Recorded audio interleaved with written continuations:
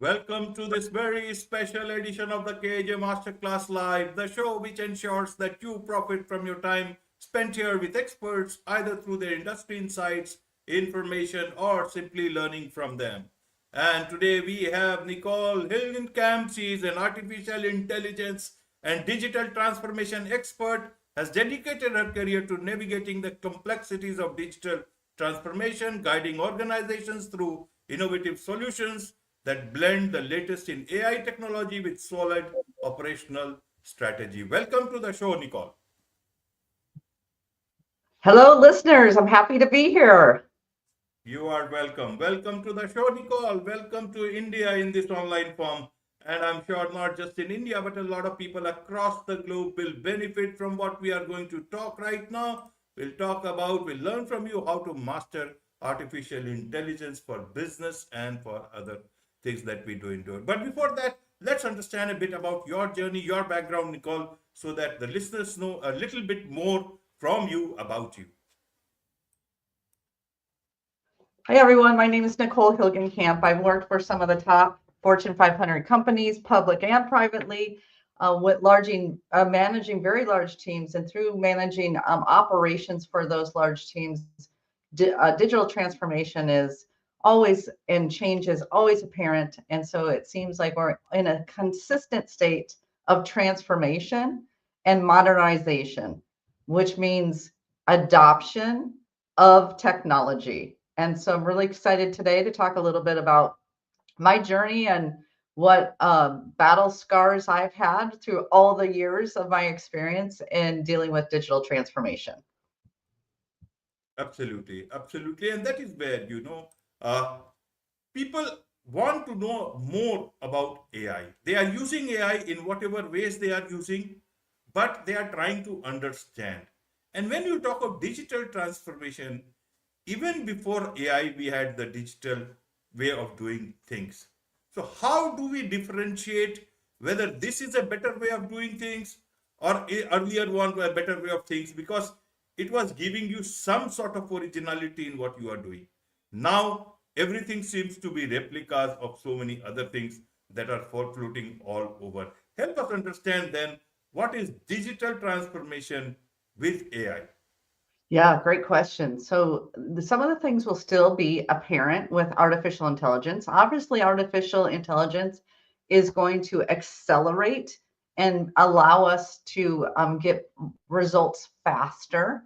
But some of the tried and true must-haves in digital transformation will still be apparent. Meaning, some of those examples being our data or our knowledge bases must be cleansed, ready, accurate in one place. So when you go to leverage the artificial intelligence Gen AI with your business data, that those two can complement each other and get you to the results that you want to see. Now you're going to see that you can introduce artificial intelligence into everything you do today, everything that you do, personal, professional, how you work, how you become more efficient, the amount of data that's at your disposal very quickly and comprehensively.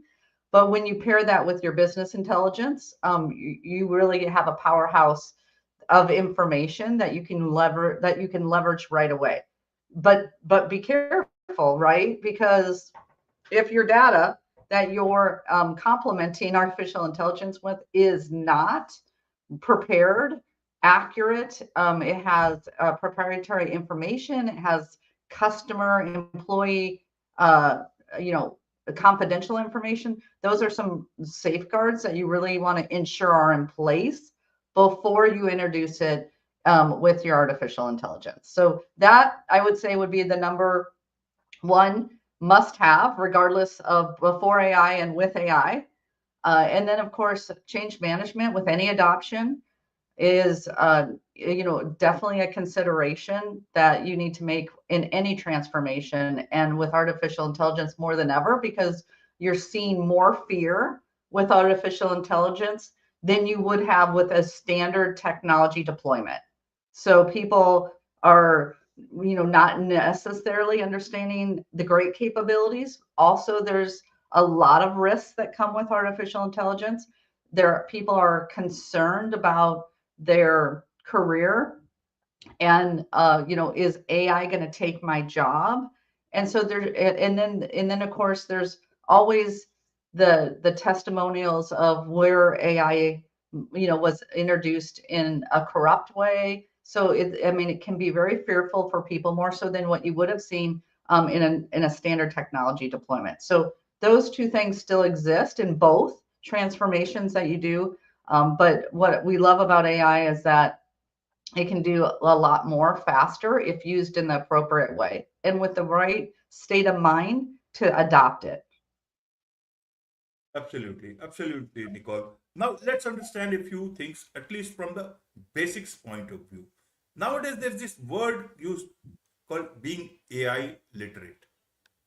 So, what Yes. is this AI and how do I become literate? If I open an account on ChatGPT, Perplexity, Claude, any of these places, will I become AI literate?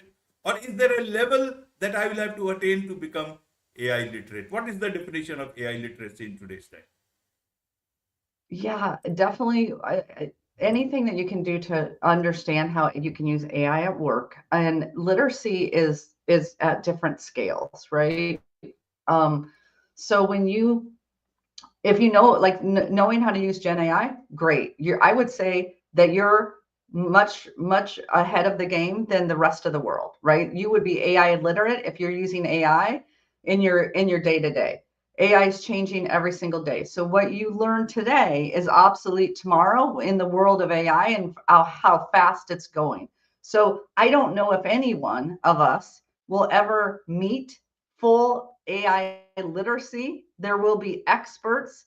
I would consider, if you are utilizing tools every day, that you're as illiterate as you can be. You're as illiterate as you can be. What we do want, though, in the world is to have everyone become AI literate so that they can understand the technology that is or will be around them wherever they are. And if you don't choose to adopt, then you will fall behind, and it'll be much harder for you later because it's just going to introduce itself in ways that you won't necessarily understand unless you start to become AI literate. So that's why I talk so much about AI literacy, is that it really is a new, our new norm. Right, right, Nicole. Now let's look at it from business point of view, especially small business point of view. This whole Yeah. debate about AI automation, from automation now we are moving the artificial intelligence and much more that will happen. A lot of people are talking, bring that humane feeling into your business. So there is this whole new idea going on. For a small business, their USP is the connect with the customer. If you bring more automation and the AI into it, then you are going away from your customer. How do I use my AI literacy and being human at the same time if I am a small business? How does, because whichever way my scale goes a bit higher, I am going to go down. I will disconnect from my customer. Yeah, absolutely. A great question. The AI is most exciting, I feel, for the small business. There's so many capabilities that a business can use it for in order to grow, which is exactly, usually where small businesses want to do. The challenge will be that personal aspect, but AI is getting so good these days that you might not even know you're not talking to an actual person, that whether that be audio or video. So depending on how you leverage that within your small business, and there will always be, I'm a huge proponent of human in the loop.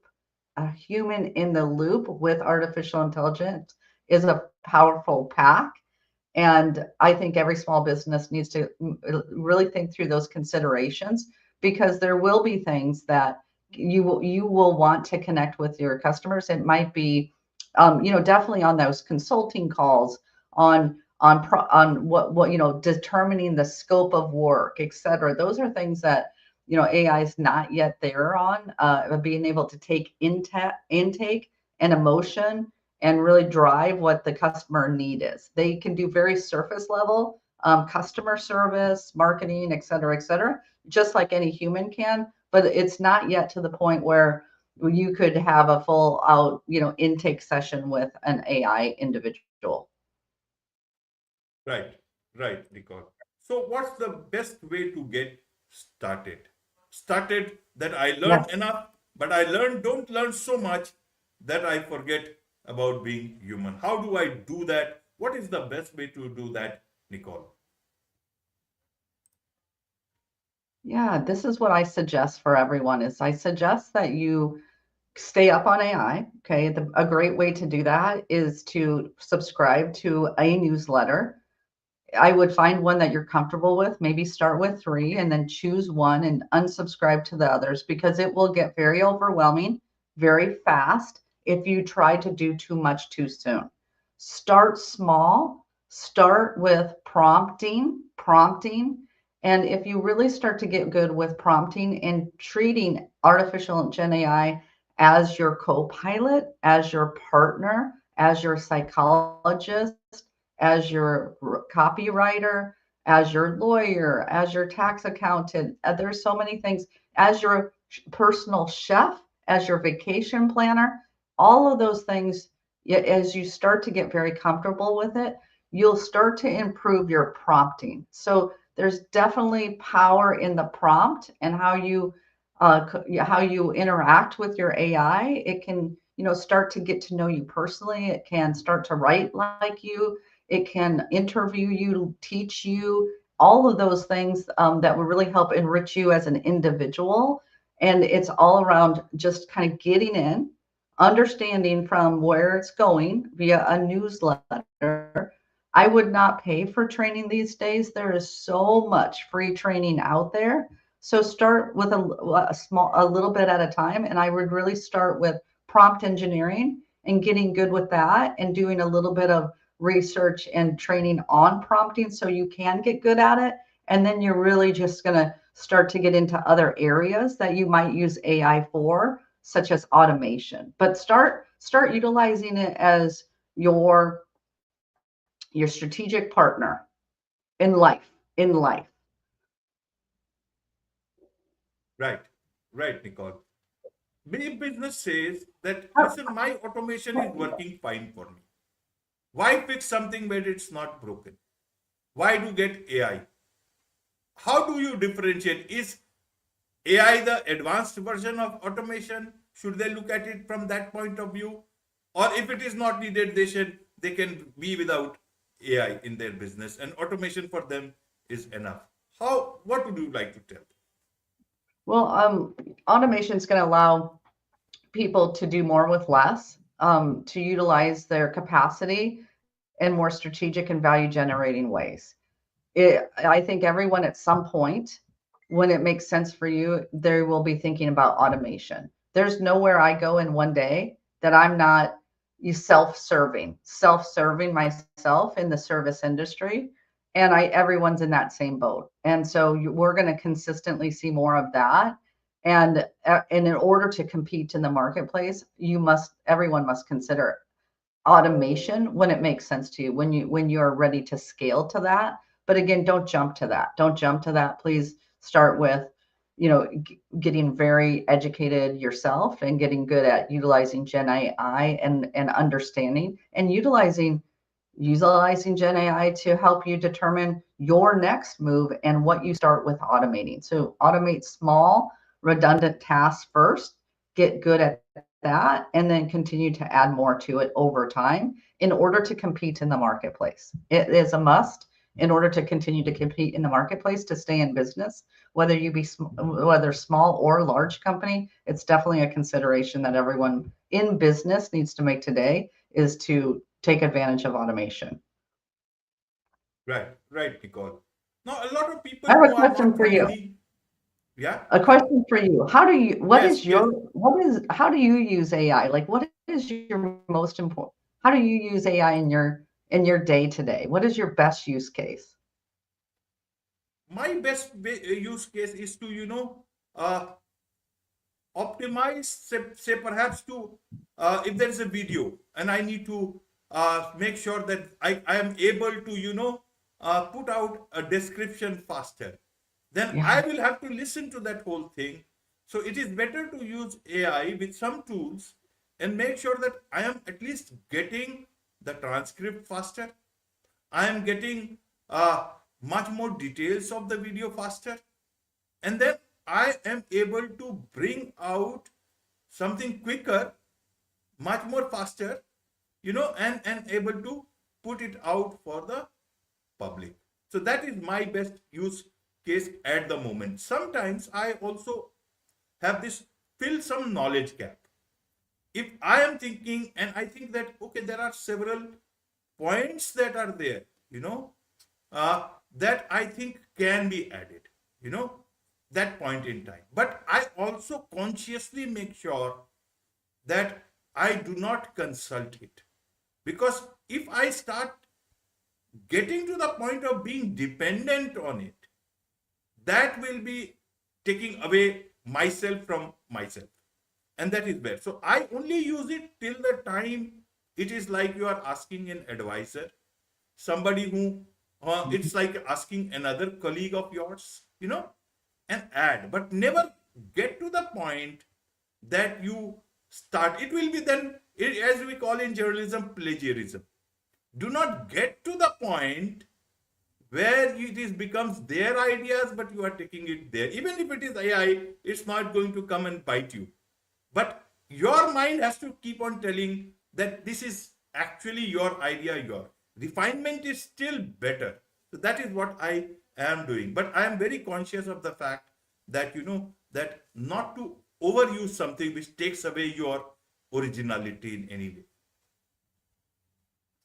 Absolutely. Well said. Well said. And we're seeing lots of usage. I mean, that's a really good use case. And everyone's got a story. And I think every day I hear of a new use case in a way people are utilizing AI in the personal and professional. And I think what I love about it is it's just so able to intuitively and quickly do things that we've not been able to do as quickly in the past and give us the knowledge bases that we now don't have to spend time putting together, as you rightfully said. So great, great. Exactly. That is where my, my full stop is there, not beyond a particular. For example, you see nowadays a lot of podcasts are coming, which are, where AI is doing the interviews. But would you want to be interviewed by a bot? No. Would I want to, give my work, as they say, you can create a avatar and you give all the work to the avatar, and in the then it will save you from that time. I would not like to do. But maybe if there is a one or two paragraph, something which I want to try it out and see, you know, it is the same thing as recorded and live. Live is being alive. That's why I do lives, Nicole. And recorded will still Yeah. be recorded, so that will always be like that. Alive, even if it goes recorded later on, it will still have that element of that it was live, that nothing has been tinkered with, that it was original. You only, it's like living a new life in a life, so that's what originality and authenticity is all about. That's why I try to at least keep it, those things, at least in the things that I try to do. But I am human. Sometimes I also need help. Nowadays you can't afford another person in your podcasting, so you take the help of, but you got to be very careful in that. Yeah, I would say, attention is the new currency. And gathering people's attention is getting harder and harder. And our ability to actively listen or take the time to listen to the entire recording and maybe taking this transcript and summarizing it is helping with that.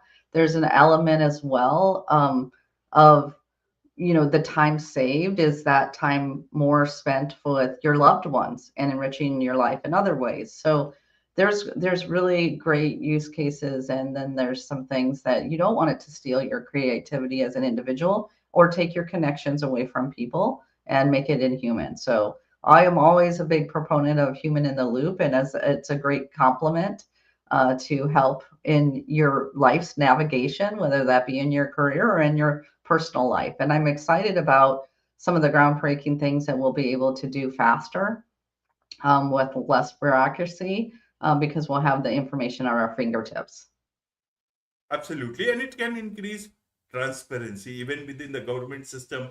If you go, Yeah. somebody will say you something, but on the if it's all yeah out in the public domain, then you tell this guy does not know. Even for businesses, it's like a library. You see, earlier you had to search for a book within the library, all those catalogs. But now anywhere you can enter it, and they will be immediately able to tell this book is there in which shelf and what. So all this is like, even you go to a medicine shop, they will be able to immediately tell you, okay, this is there. Even the inventory will get, replenished and all. So those are the good things. But at the end of the day, it has to be, it cannot start becoming your doctor or suggest you medicine. It has to be a human. That's where you said it. The human has to always be in the loop. As long as that is there, that is there. So my next question, that is where I come to, Nicole, is that a lot of people nowadays are, non-technical people. Even I am not a not technical person, but they have this thing. Oh, will I understand all these things? I need to have more knowledge to operate all these things. Otherwise, I will not be able to do it. Especially women. A lot of women are getting into entrepreneurship after the age of 50, and they also want to use it, and they might be non-technical. What would you like to say such people about AI, the use of AI, and being non-technical? Should that be a hindrance, handicap, or should that should not bother them at all?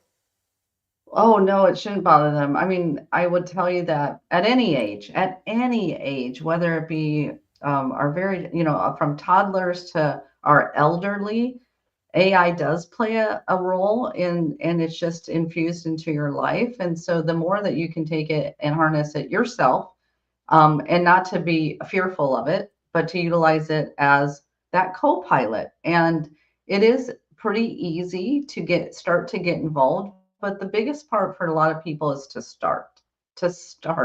And so you can go to any of the large language model providers, and they all have free accounts. And you can start like you would normally look and start with an internet search. But in the large language model, you'll learn a little bit how to talk to it differently than you would a standard internet search. And when you start to learn that, and I think even that is a great, segue when you go into a large language model and you start to interact with it, you really have to just learn how to do that a bit, because you might get very frustrated if you try and do it like you would a normal internet search. The better you can be, and that's why I continue to say the power of the prompt. The power of the prompt is really what will help us to become more AI literate, because if you have a good experience, then you're going to keep wanting to use it. And you're going to have a better experience if you know how to prompt it better than what we're used to. So that's the learning hurdle I think so many people need to get over, because once they're able to see that it can provide all the information if asked in the right way, then they will be able to start to uncover many use cases at any age that will help them. I mean, I'm taking care of my elderly mother, and I'm learning about dementia and how to relate to her. As preparing for estates and some of those things that you have to do as you get later in life, looking for new homes that are smaller, et cetera. I mean, it just can help with so many different things and so much faster, and so much more comprehensively. So you don't you wouldn't necessarily have to ask around, because all the information, the reviews and so forth would be at your fingertips. So you can use it at any stage. As you get older, you start to like it changes hard. So every new gadget is hard to learn, but everyone has to use it. And I really just feel that if you can find a way at any age where you are to get it to complement what your interests are in what you do every day, then you will be able to adopt it at any age. And so, yes, I'm really excited to see a lot of women over 50 in the field. They're all over. They're starting to reinvent themselves on the second half of their life. And it's really exciting to see women in tech these days, and especially in the field of artificial intelligence. So Right. we're blazing a path, and I'm super excited that our young daughters are seeing that, because they are our future as well. Right, right, right, Nicole. One last question I've got for you is that AI has, consumed all the things that is all books, everything that is available with all, almost the whole of humanity. And now some people, there is nothing more to consume for them to make themselves, uh, you know, um, um, learn much more from any of what is available. And in that respect, many people are saying that this whole growth of AI in that sense has plateaued, and that it will keep on churning out of whatever it has of now, and wait for human ideas to add to what it has learned. If it is happening that way, and if AI is not becoming smarter from that perspective, from the real smart perspective, from the real intelligence perspective, not from the artificial point of view or from the technical point of view, do you think then too much use of artificial intelligence will make us dumber, because it will be, it will be the replica of the same thing, and you are repeating from the same. It's like, so how do you see that? Absolutely. With everything great comes bad, right? And it has to be a balance of nature, human, and technology. And I don't know of a good way, because it's going to do groundbreaking things that are going to help humanity and the world and sustainability as a whole. It absolutely will. But then if used it, if we use it for absolutely every single thing, we're going to lose part of ourself and our ability to learn and to have the attention and the focus and be able to take a break. That, I mean, maybe there'll be a bit of a burnout depending. So you really have to self monitor how you take it in and what role it plays in your personal and professional life, and know that it has a place, but it all yourself has a place too, and to not lose sight of who you are and the human nature that you bring to everyone around you in this world. So it's a balance. There's no good answer for that. It's going you're going to see both sides of the good and bad of AI for that reason. And it just is, you have to find where your moral compass guides you. Absolutely. There is much to learn from you, Nicole, about all these things, and I'm sure a lot of people would want to connect with you, learn more from you, about you, want to engage with you as an expert about all these things. So, what's the best way for them to do so? Absolutely. You can find me out on LinkedIn. I'll share my link in the show notes, and it's Nicole Hilgenkamp. You see my name on the screen there. You'll find me on LinkedIn.